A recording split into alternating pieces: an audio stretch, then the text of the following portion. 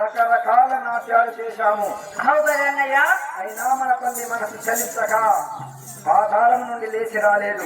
మరి ఏం చేద్దామంటావు అన్నయ్య? ఎవరికి భార్య భర్తలుగా నటిస్తే ఏ తల్లికి కూడా చూడబుద్ధి కాదు.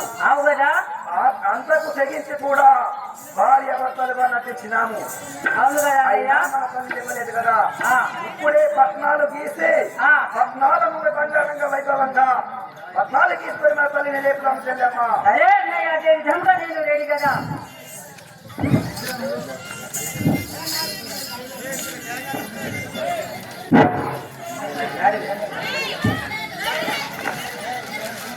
రేణుకా మాతా హే రావే రావే జల్లమ్మ అందరు